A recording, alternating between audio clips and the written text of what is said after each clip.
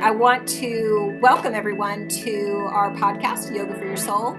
And I want to thank my special guest today, my brother, Kelly Osborne, all the way up in Port Townsend, Washington, for joining me and sharing his wisdom. So, Well, I don't know about the welcome. wisdom part, but I wouldn't want to be anywhere else. It's exciting to get this thing started and to be a part. I always tell people I'm happy to ride on your coattails, but be a part of your dream of having your own podcast and spreading some compassion and some joy to people. So congratulations to you for getting things going. So, we talked yesterday about describing what Yoga for Your Soul is about, like how it came about, what it is that, what's our vision, or what's the point of even having this podcast. Right. and and I think that for me, most people don't understand what yoga is. They think that yoga is asana and it's movement. And so for me, the true yoga is the yoga of the soul. And if Right. we read into Patanjali's Yoga Sutras, we understand that asana is only 1/8 Right. of the practice, and it's really about Right. philosophy, getting to know yourself, the yamas and the niyamas. Right. And asana just means like the physical part of it, like Just the the postures. Well, and right the funny thing postures. too, this has come up a couple of times today. We've been busy at the studio, and a couple of people have called, to let us know that uh, they wanted to make sure that there was no tarot card reading while when they came up, or that they wasn't going to be part of their yoga classes. That's fair. Yeah, whatever. Like it's fine, but Haley had the opportunity. My front desk manager had the opportunity to tell people today that the asana part of it is really about meditation anyway. It's just building your body and the strength in your body so that you can sit in meditation for hours and hours. And Right. meditation is getting quiet, being still, and listening to God or to the divine. Right. And so Right. it falls right in line with what it is that they're doing as a practice. They just don't know it. Right. Well, and people get stuck on definitions, Oh, for and sure. and Yeah. the definition of Semantics. yoga, or the definition of a practice, or whatever that is. But this is what we'll say more than, or I'll say more than any other thing is like, what's the, like, what is your practice, or what's the point of doing all this? Is to make whatever gains you want to make, but it's like, how do you do it? Like, what do you mean develop a practice? What does a practice look like? And the goal ultimately is to be alone and be still, Yeah. right? Well, and even And that just you have like to learn how to do that physically before you can do it mentally, for so your sure. Well, brain and will, even just right? like taking the word practice, because you and I talk about that all the time too. Like, what does a practice look like? And I think that people, that's confusing for people as well when we Yeah. call your yoga practice. But I always say Yeah. it's the same as like a doctor. I mean, a doctor's is a practice, right? Right. It's not an Well, exact science. It is a practice and something that you practice every day so that you can improve. But every time you improve, there's a new level. It's like peeling off the layers of right. the onion. I remember when that term got introduced to me, and it wasn't for yoga. It was for uh for when I was like really diving into Buddhism, Mm-hmm. and they would refer to, your, which includes yoga, of course, but it's really like the philosophy of it. But when they would refer to it as their practice, and when I asked questions about that, I love the answer, which was that it's like anything else, and you got to practice to get better. You can just use that term literally. They're like, Yeah. why do you call it a practice? And it's because it's You like have to you got do to it do it daily. over and over and over. Yeah, Yeah, to it's see like, some why? improvement. Yeah, Yeah, why? for sure. why? Why do we have to? This year, we're about to start soccer season next month for the little kids, and I'm going to coach. And we were talking about needing to have an extra day as they get older. You got to have an extra day of practice, Yeah, to improve their skills. But I can't say that without thinking about my personal practice yeah, and thinking about how, and this is a heady thing for me to say, but it seems like what should be people's goal, right? And it's my goal is for your practice, your to bleed into the rest of your life, right? yeah. And yeah, and so Well, I and mean, and we talk eventually about that. without thinking. Yeah. I mean, so this month we've been working on we just went through the yamas, and now we're incorporating the niyamas, and we are trying to show people how to take the philosophical concept of the yamas and the niyamas, and you break them down. There's 5 subcategories in each one, and then you apply it to your class, right? But with the class, there's breath work, there's mudras, there's philosophy, there's movement, there's guided meditation, right? There's so many aspects to it so that you can truly understand what it means, and then you take it into your life. The practice is on the Right. mat, and then once you Right. understand it on the mat, then you take it into the world, right? So Sean Corn's Right. off the mat and into the world, Right. Same Well, concept. it just starts happening. For me, I noticed that, of course, when my practice is strong, meaning I'm doing enough of it, Mm-hmm. right?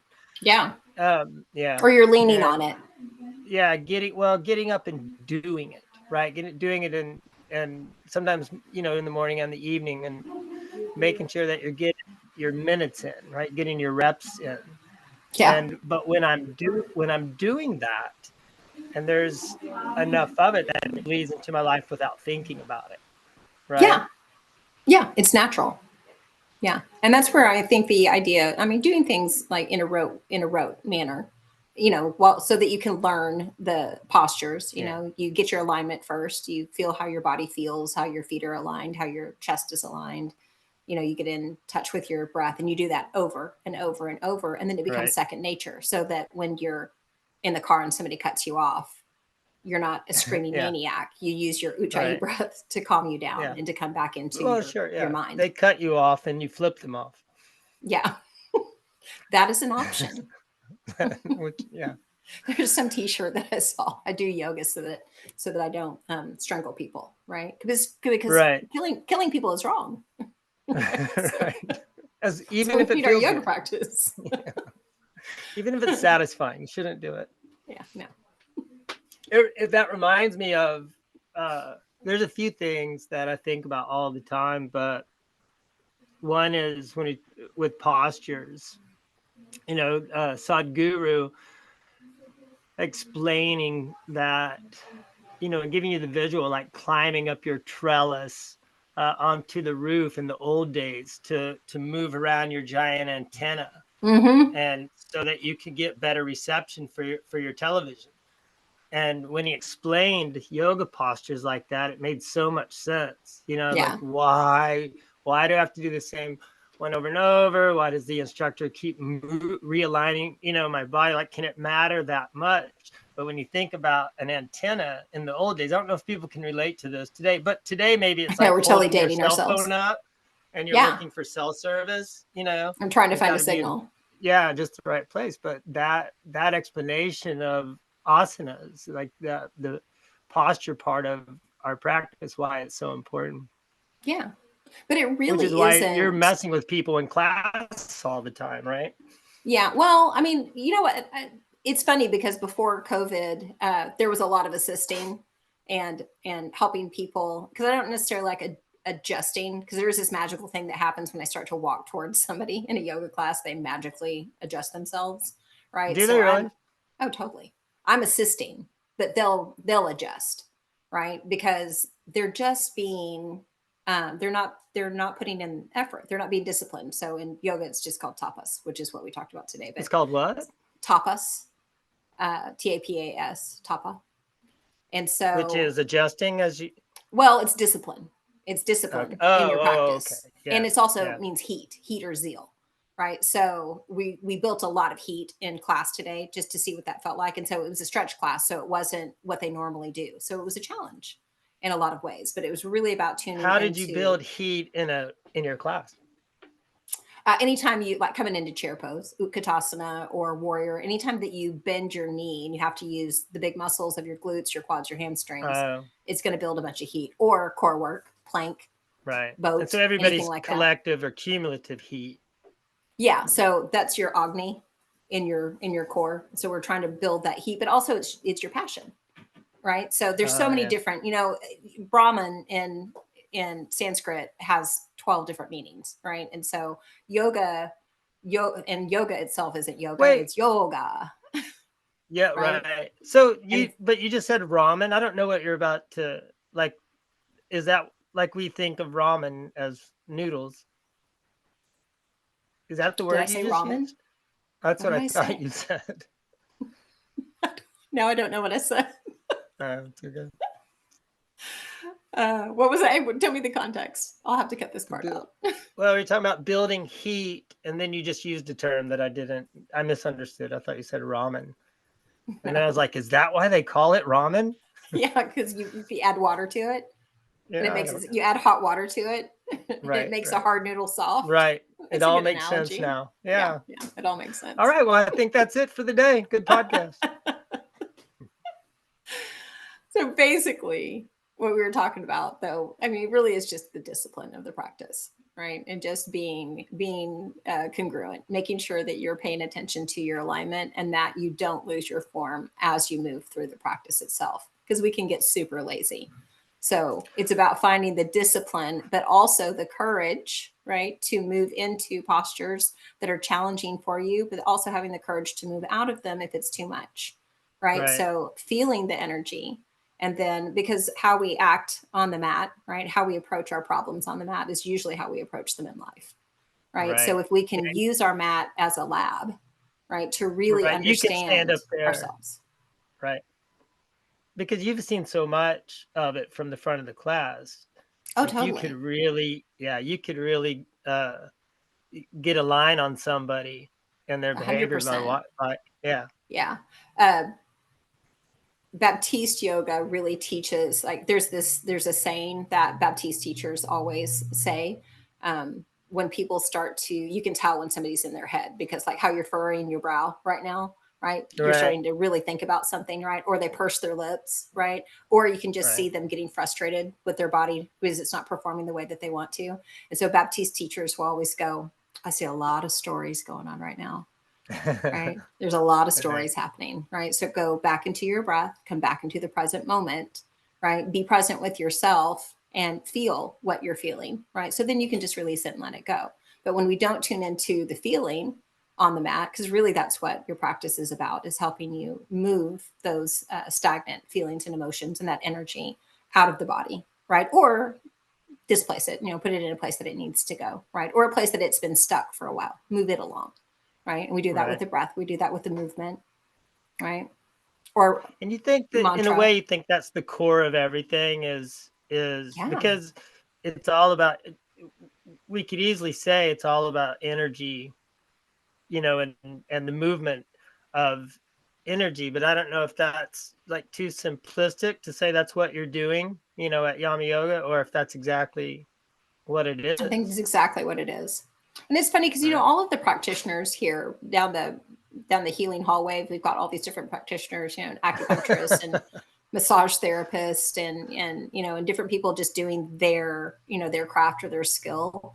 And that's what they're doing, is tuning into Yeah. the energy, or like a sore muscle is just an excess of energy that's trapped that Right. needs to be released, right? So you Right. tense the muscle and then you release it and it moves along. If it's emotional, right, and it's been there for a little bit, it's going to be a little sticky, right? So then you have to Yeah. kind of help it move along, but you can do that with your breath, right? Or with Reiki Right. energy, or like all different kinds of modalities. We're all kind of saying the same thing. It's just kind of like picking your poison. Which one do you want to dedicate yourself to heal yourself? Right. What's your path, right? And there's no right or wrong. But I think that people in the West think that yoga is the postures, or it's the asana, or it's the Right. sequence or Right. the flow of class. And it's Right. really not at all. Like, sequencing wasn't even invented, with yoga. Yoga really just means to take a seat, right? It really just means meditation, right? And we've turned it into something else. And these are wonderful. They were wonderful discoveries, right? And different ways to know ourselves, right? But it has evolved over time, just like religion has evolved, or the way that we interact with each other has evolved, or evolved. You know what I'm saying? Yeah, I do. But I just haven't thought about it like that before. But when you talk about sequencing, just moving from one posture to another, To and you're another. saying like that's kind of a Western thing that. Yeah. Well, I mean, it's definitely, it originated obviously in India, but it wasn't original. It wasn't the original yoga. And usually in India, those classes are there aren't classes per se. Like originally, you met with your guru, and you had a prescription. Your class was a prescription. So there's no Right. group classes. Satsang was a group, where you sit at the foot of the guru and you listen and ask questions, and they talk about philosophy to you and impart their wisdom.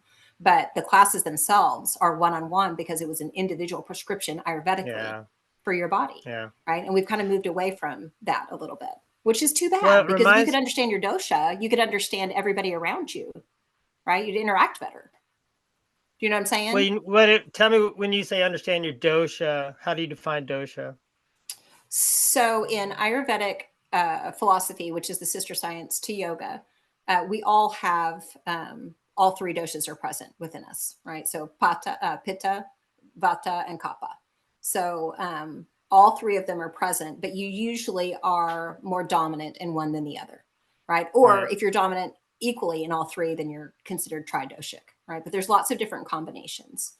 But if you know what your dosha is, and there's a test that you can take to discover your dosha. So if you know Right. what it is, and if I knew what yours was, I would know how to speak to you, right? Right. I could see when you are out of balance, right? And so you're very pitta, which I don't know if you know or not, but you are. But Well, so why do you say that? How would somebody know that they're very pitta? you're super active, you're a leader, you're type A, you like control, you like to be in charge, right? And so people sometimes think that is negative. It's not. Right. They're the leaders of the world. But when your pit is out of balance, you can be angry, quick to anger, quick to judge. Um, Right. Also, you're going to crave spicy things, but spicy things aren't the best for you, right? They're going to Right. create that fire. You're already fire, right? You don't need more fire. That's You so need interesting. more kapha. You need to settle down. So you can do all the things that you love to do, like going running, and all the things that you like to do to be active. But you really also then need to counterbalance that with restorative classes, or some yin classes, something Right. that's Because softer, it's slower, everything, right? It's like what you're eating, everything. and yeah, it's all Yeah. inclusive. It's funny on the spicy stuff. It remind me. I was listening to some stuff by Dr. Huberman, Hmm. and who I love, love, love, and he must be that way too.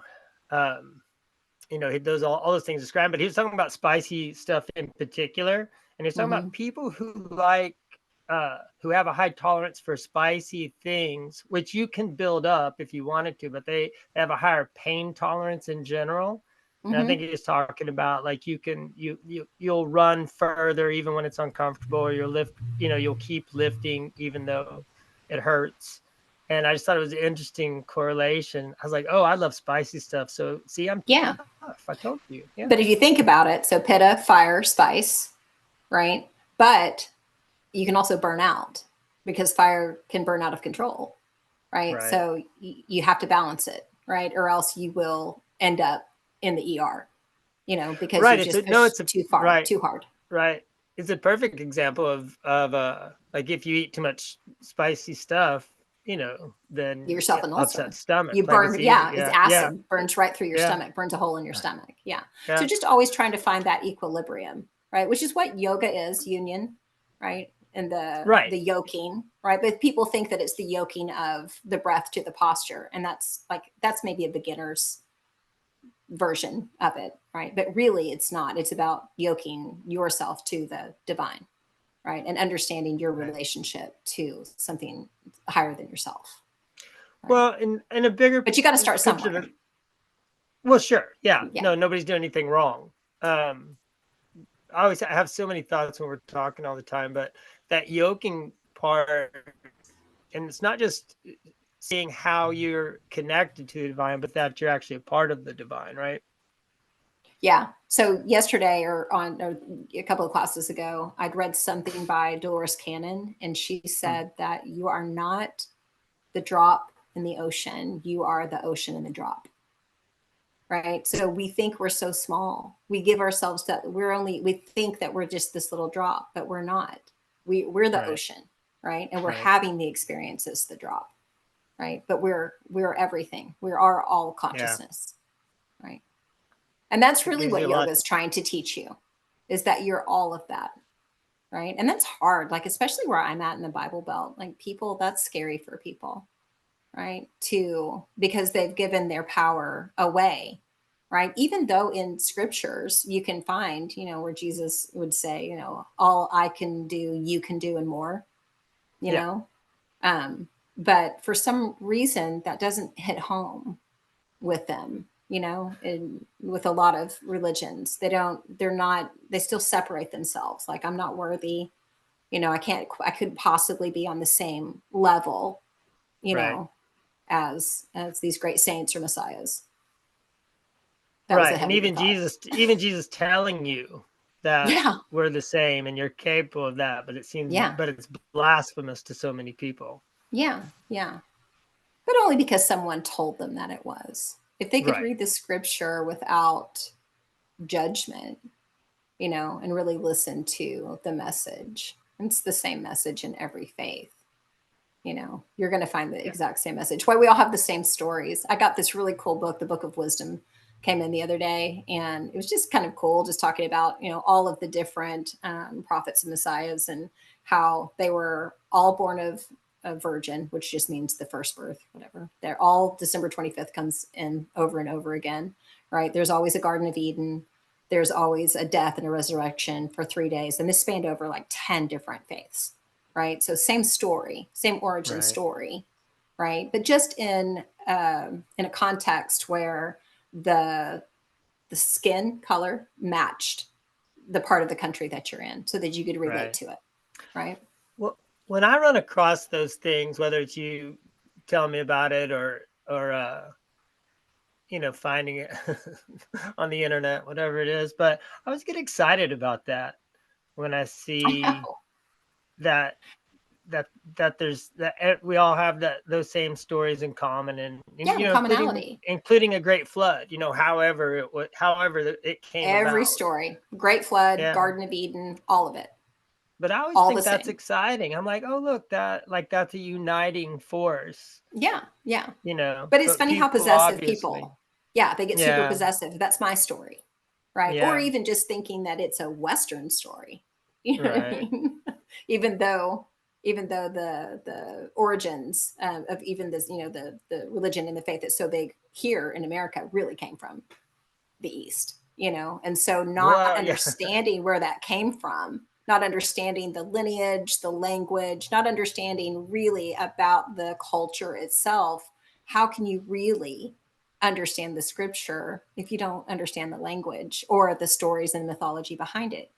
You can't, Right.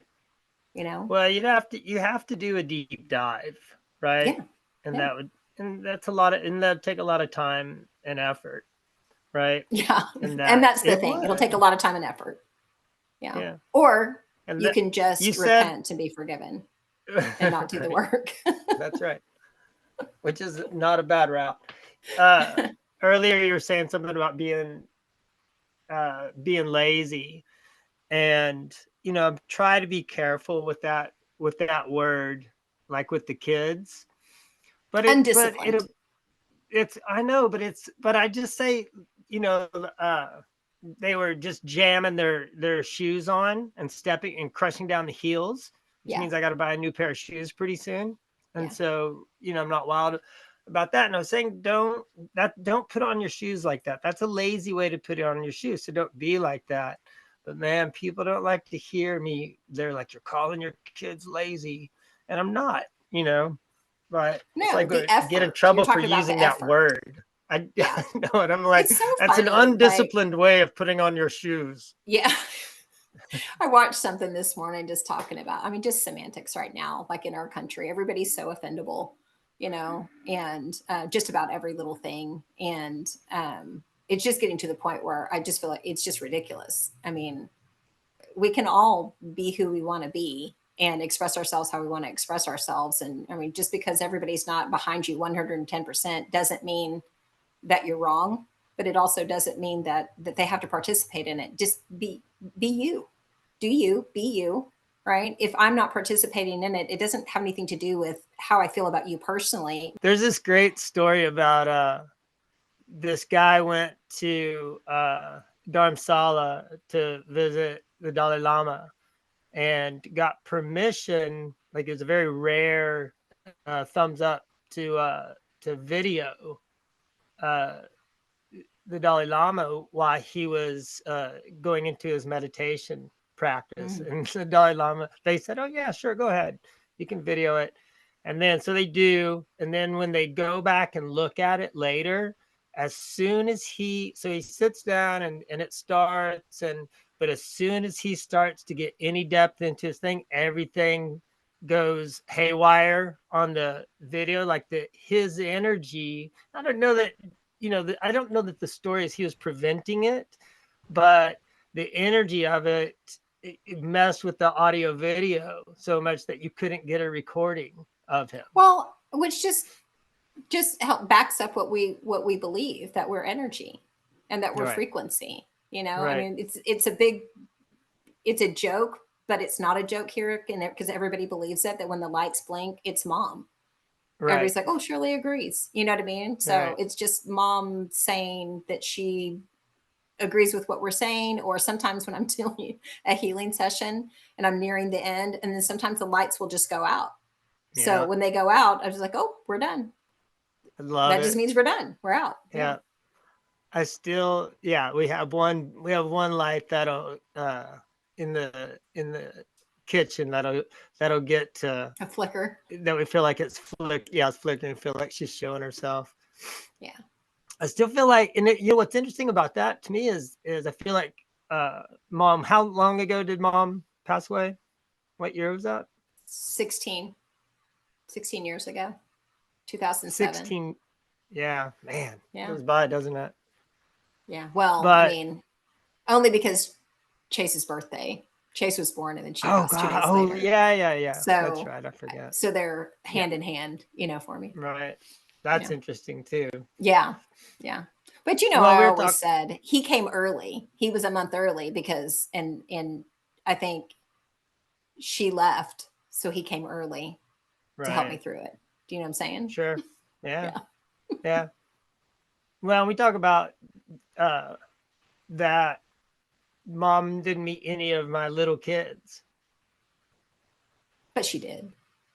Yeah, right. And just in a different way. She's always here. I heard another good story about we liked, do you see mom as a bird? Like as well, I know y'all do. Y'all see her as a cardinal. Yeah, and that she shows up. And there is a cardinal that hangs out at the potpourri warehouse as well. Which is there? Interesting. Yeah. I know. Well, and it's not just wanting to believe it. It's partly that. Yeah. But I just think it's true. And then I wonder if, because for energy, you can show yourself in so many different ways, right? You can be a bird or a flickering light or both, right? Doesn't have to be one or the other. Anything. But I saw this thing where Pink, the artist musician, was talking about the passing of her father, and he was a pilot, and said he wanted to come back as some kind of raptor, and that she's it was during COVID, she said, and she was sitting doing some tapping exercise and really getting herself into that position, and there was an open door, and she turned, and in her house on the table was a hawk or a falcon, like sitting on the and she finished up that thing, saying, and so I'm a believer. Yeah, it's funny how many miracles and how many different ways that people show up for us who are passed, on the other side. There, because nothing dies. Matter can't die.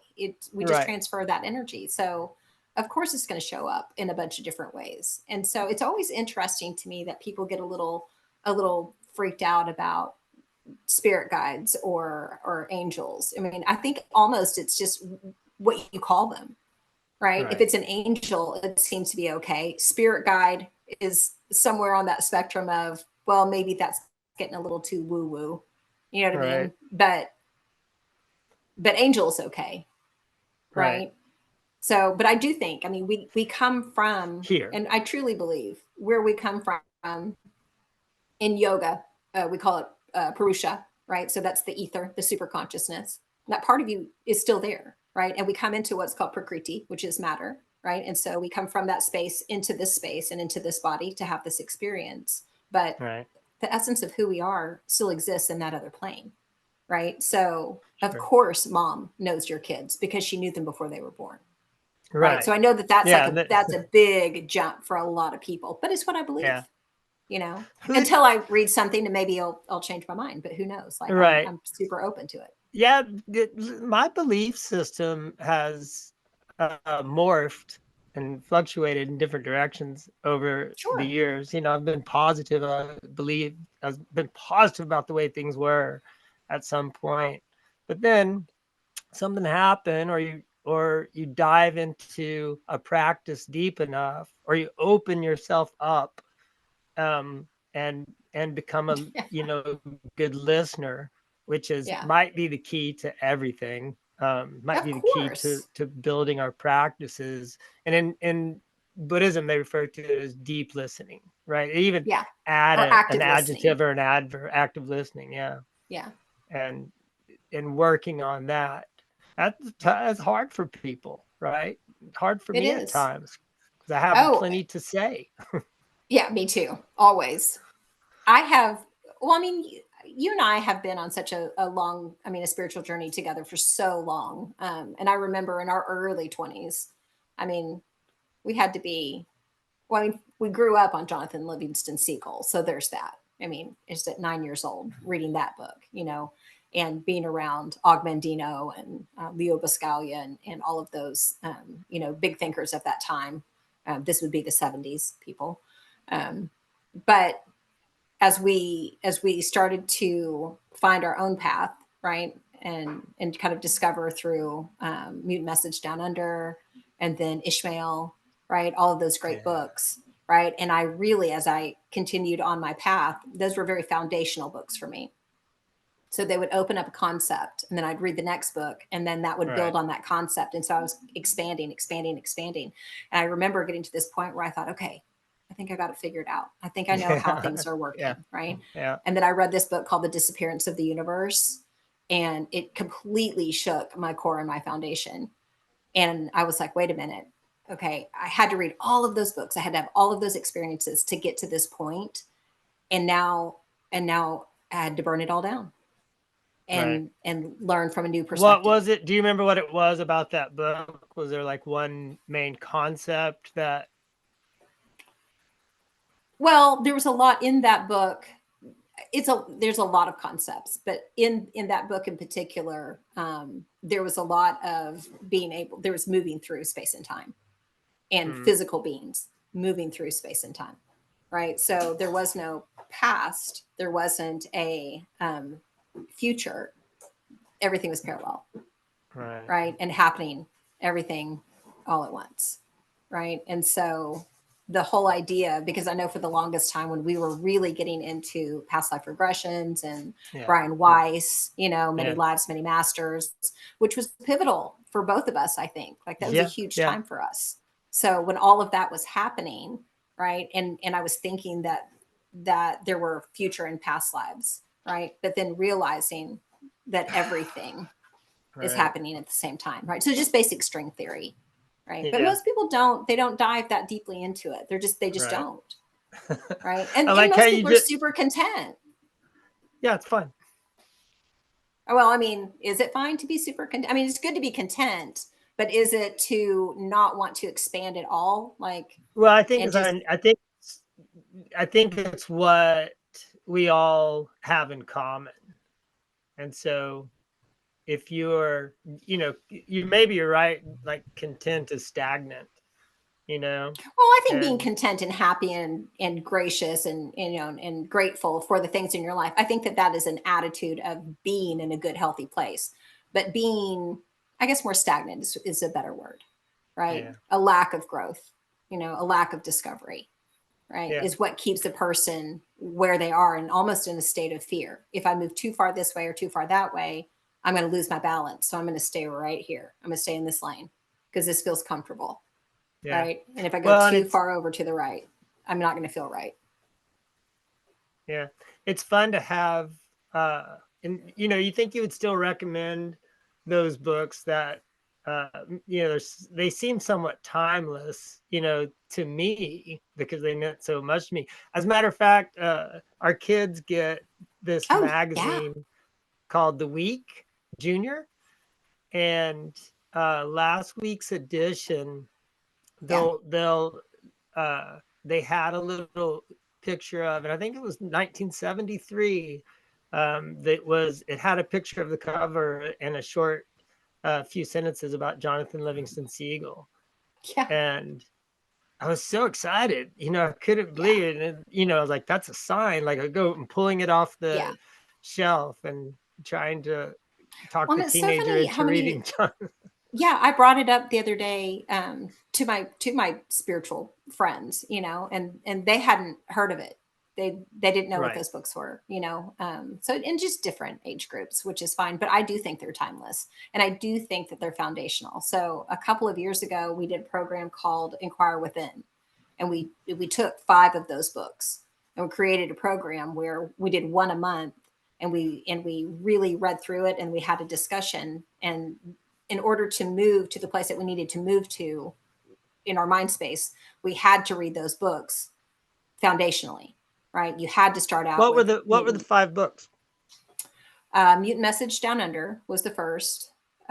Ishmael, Discover the Power Within You, The Power of Intention, and I can't remember the last one. Was one of them wasn't Jonathan Livingston Seagull or anything by Richard Bach? No, that one was a little bit more basic. I started with Mutant Message just because I thought that that was a story. I know that there's a lot of controversy around Mutant Message, but I love the story. Well, I And just like the message.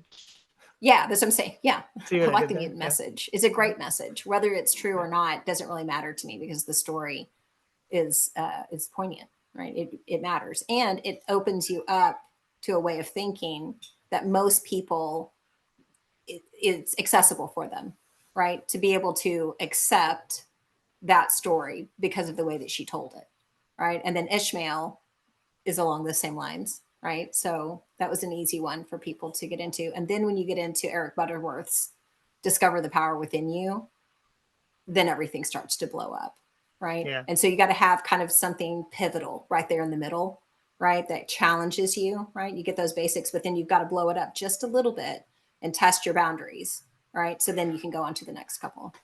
Yeah, I'm such a cheater because you've been telling me to go cover to cover. I'm sure, and you've probably given me a copy of it, but instead I just rely on what you've read and our conversations Yeah. with you.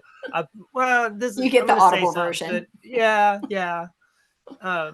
But it's almost when we talk about the word guru or yogi and all the stuff that's around that, but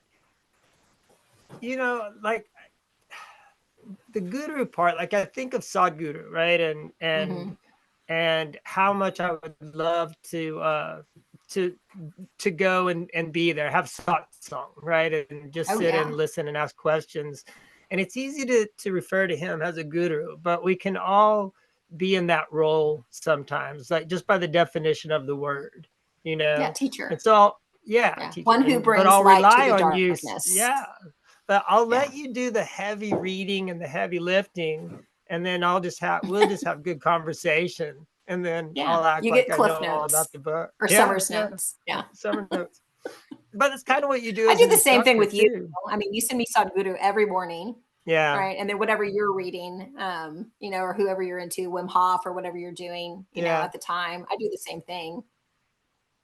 I'll take your express version. It's a Maymester instead of the full semester. I just stepped all over you. What was the last thing you said? I said it's like a Maymester, a condensed semester instead of the whole 6 months. Fair. I'm just going to take the 30 days. Man, I have a guy here who's become a good friend that we met because of kids the same age, but he had autoimmune disorder, or I don't know how you refer to that, but struggled for years and years, and An doctors and autoimmune medicine disruption. disruption. Yeah. Oh, I just lost you again. But It's not a disease, it's a disruption. right, Yeah. right. And Yeah. but he got into Wim Hof. Wim Hof got big here over COVID. And I was just ahead of the curve, which is kind of an interesting story anyway. And so I was into it, and then it really kind of caught fire because there's this great instructor named Karen Stilwell locally, and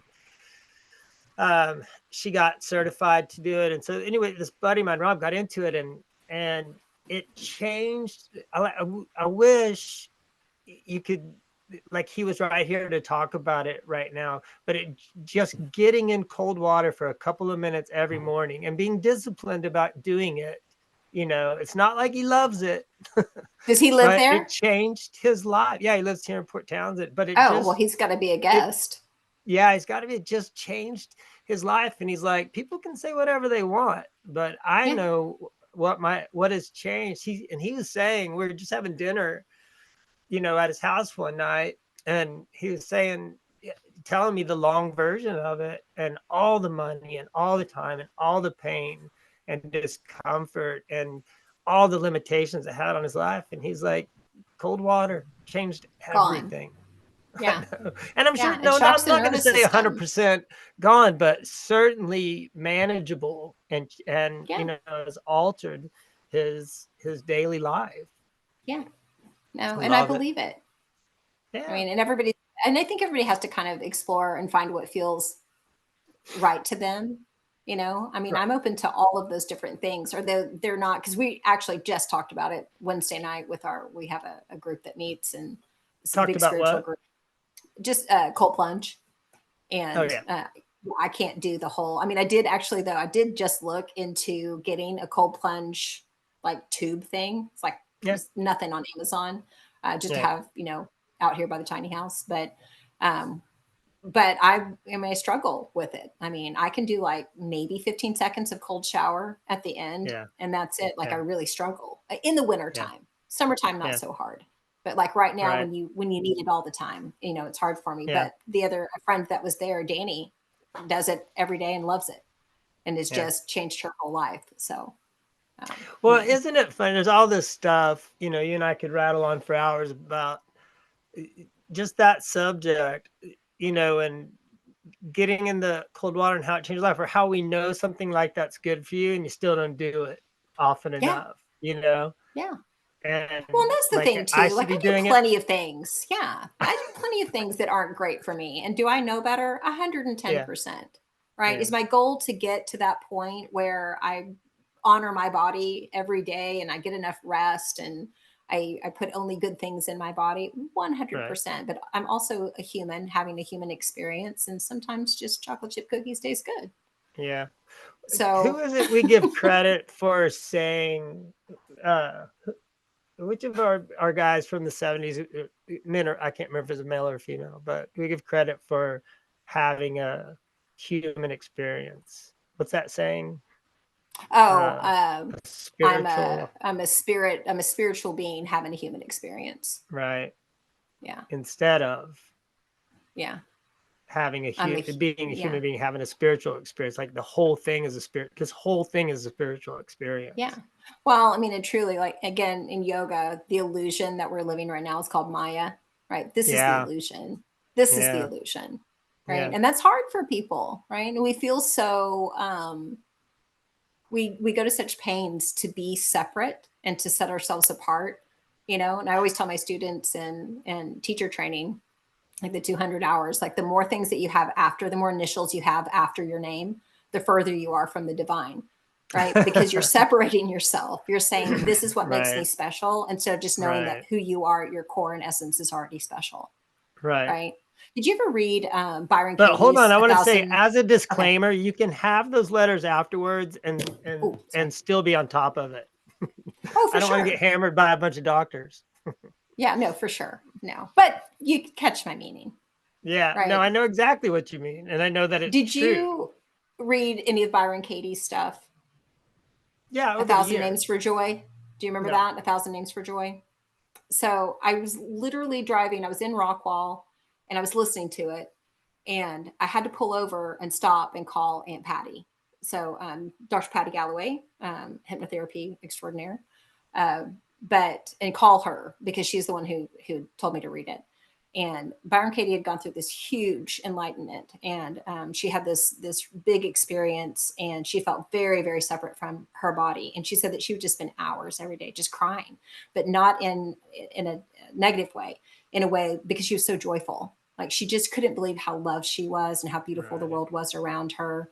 And that she said that over time, people would just come to her house and they'd want to, spend time with her, and she would welcome them in, and people would come and stay with her, and just wanted to be near her and talk about her experience. And she said after a while, she started to feel really guilty about them calling her Byron, because she said it felt Uh, deceitful right. because she was the divine. And she Right. said, I'm to separate myself in that way feels doesn't feel right. Right. And I think about it that all the time. But in our society, we do have this tendency to want to do things that separate us from others, to say, I am special because of this, Right. right? But like in the Legos, we're all the special, Yeah. right? We're all the special. I mean, I it know doesn't get that's any true. better And than the Lego movie, right? no, Or Lego Ninjago. this, I know the special part, like, I just wish everybody would believe it. Like you and I Yeah. are good sounding boards for each other. And I'm But happy I to don't always remind feel you it. anytime. Yeah. That you deserve all the good stuff that's happening, and success, and if money comes along too, then you'll deserve that.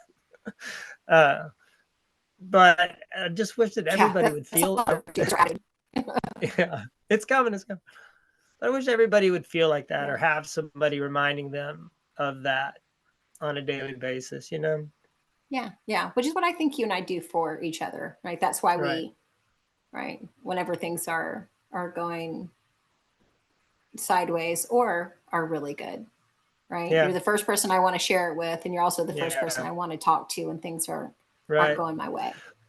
Well, and it's flattering, but it's it works both ways equally, I think. But people are like, why would why would you two think that you should have a podcast when it's just you two BSing back and forth, about what's going on? But it's just because it always feels so good, and It we always take feels the good. time. I don't get to have spiritual conversations of depth during the course of the day. Life doesn't really allow for it, and maybe it's the company you keep, For at sure. times. You're not And always with also, those people.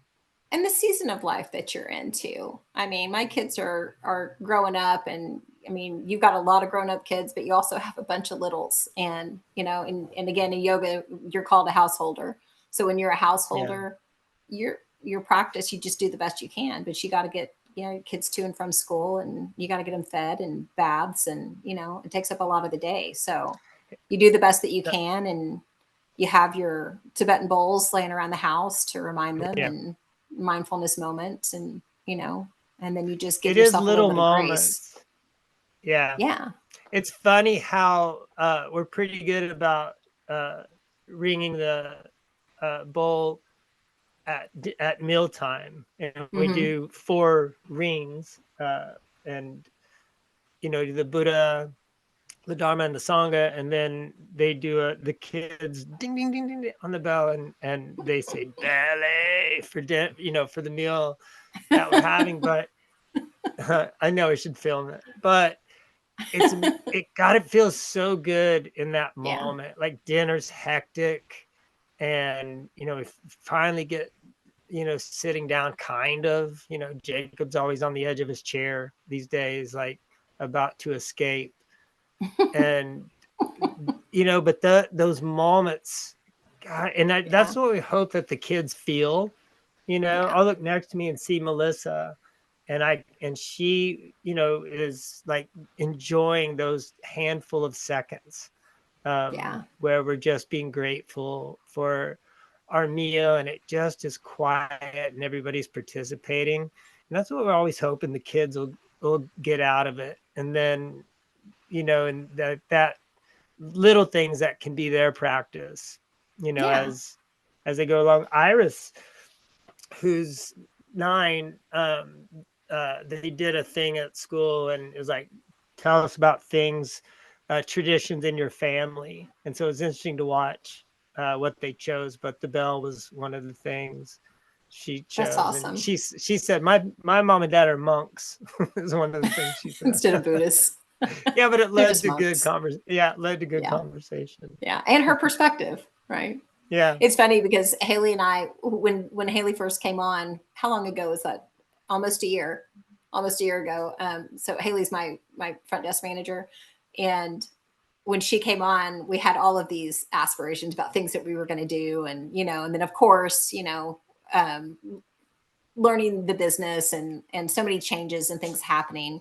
We didn't quite get to all of the things that we wanted to get to, but we have implemented a lot of them. But over the last week, she and I have been, I've been coming up early and trying to be here when she gets here. And we do 10 minutes of meditation. So we've only done it twice, but we started our morning with it. And we both, it's shocking because both of us today even said, it was amazing how quickly we both went in, how quickly and how deep we went in. And then just how good you feel to start your day that way together with the intention of this is our workplace, definitely. But we can start off with some quiet, some meditation with a good intention, and it's just going to bleed into the rest of the day. Right. Heck, So yeah, it's inevitable. Well, I'm proud of y'all for doing that, because it's why it's interesting to write things down, or necessary to write things down. We'll talk about Savers, SAVERS, this program, one of these hours. But one of the things is writing or scribing, as it's I love the but word how important that scribe. is, because you can revisit it. Yeah, you can revisit it later. What were those aspirations you ask each other? A year in, and then you're like, oh, let's pick up on this one. Like, this one got left by the wayside, but let's take a few minutes. And I've always been a big list maker. Yeah. There's something about, like, I remember there were times when the kids were little and I'd make my lists, and I would always put shower first, because if I could just cross that off, right, I felt so accomplished if I could cross just one thing off, even if it was just the shower. You know what I mean? And so definitely carried that habit, forward in life. But we have a new life coach here and her name's Danis.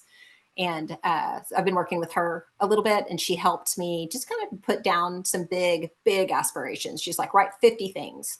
And I was like, wow, 50, that's a lot. That sounds like a lot. But then you group them, right? So you group the ones that all kind of seem like they go together, right? And then you're like, oh, well, these are clumps now, right? And then you go even more. So then you go and you rank 1, 2, 3 in each of the groups. What's most important? And then you take it one step forward and you take all of the ones. And then those are your big goals. And then you take one out of all the ones. And then you do one. Yeah. But it was out of control, too big, to completely doable, right? And that I could see this one happening, And so I'm loving it.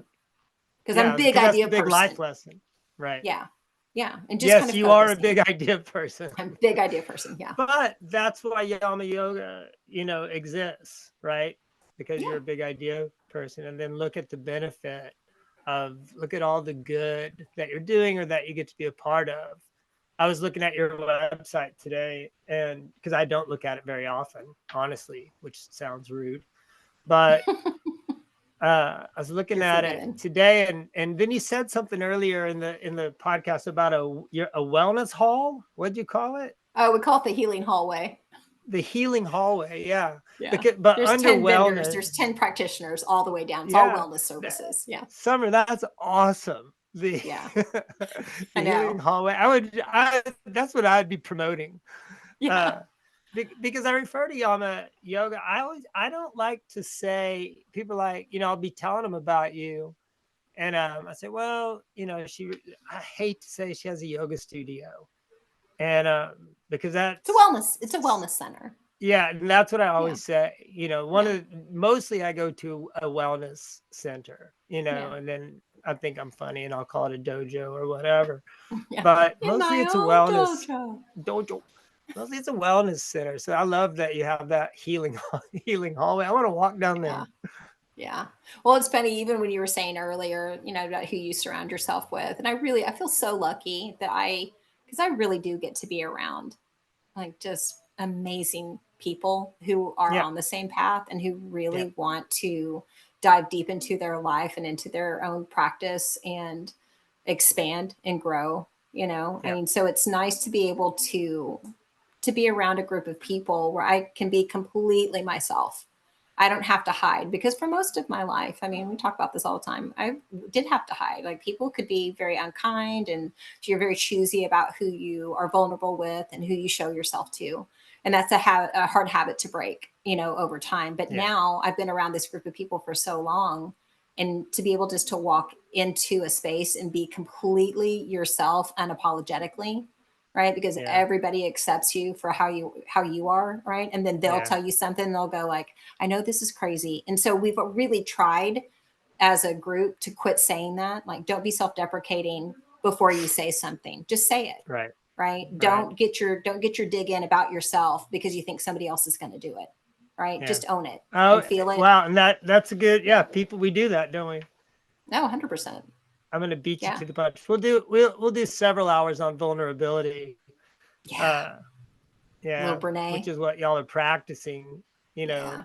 when you Yeah. do that. When you avoid self-deprecation, it's a form of vulnerability.